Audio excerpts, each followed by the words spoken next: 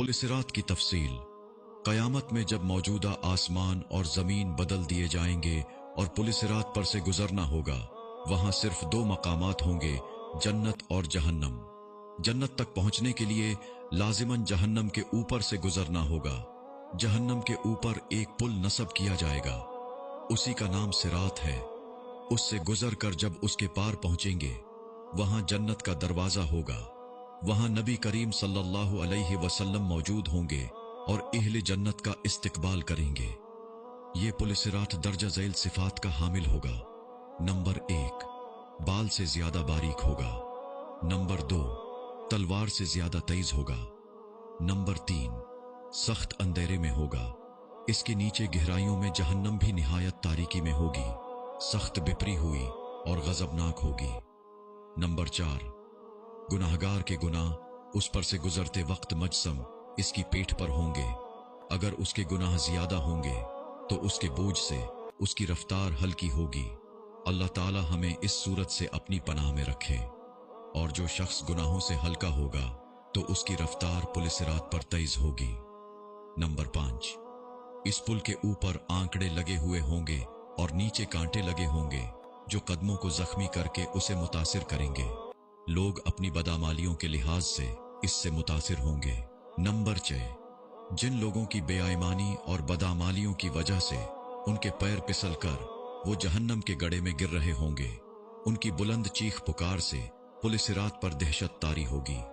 रसूलुल्लाह सल्लल्लाहु अलैहि वसल्लम पुल सिरात की दूसरी जानिब जन्नत के दरवाजे पर खड़े होंगे।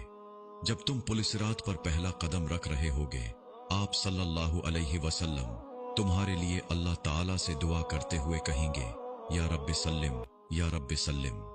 आप भी नबी सल्लल्लाहु अलैहि वसल्लम के लिए दरूद पढ़िए। लोग अपनी आंखों से अपने सामने बहुत सौ को पुल सिरात से गिरता हुआ देखेंगे और बहुत सौ को देखेंगे कि वो इससे निजात पा गए हैं। बंदा अपने वालिदीन को पुल सिरात पर देखेगा लेकिन उनकी कोई फिक्र नहीं करेगा। वहां तो बस एक ही फिक्र होगी कि किसी तरह खुद पार हो जाए। रिवायत में है कि हजरत आयशा रजी अल्लाह अन्हा क़यामत को याद करके रोने लगी। रसूलुल्लाह सल्लल्लाहु अलैहि वसल्लम ने पूछा, आयशा क्या बात है? हजरत आयशा रजी अल्लाह अन्हा ने फरमाया, मुझे क़यामत याद आ गई या रसूलुल्लाह सल्लल्लाहु अलैहि वसल्लम, क्या हम वहां अपने वालिदैन को याद रखेंगे? क्या वहां हम अपने महबूब लोगों को याद रखेंगे? आप सल्लल्लाहु अलैहि वसल्लम ने फरमाया, हां याद रखेंगे, लेकिन वहां 3 मकामात ऐसे होंगे जहां कोई याद नहीं रहेगा। नंबर 1, जब किसी के आमाल तोले जाएंगे। नंबर 2, जब नामा आमाल दिए जाएंगे। नंबर 3, जब पुल सिरात पर होंगे। दुनियावी फितनों के मुकाबले में हक पर जमे रहो।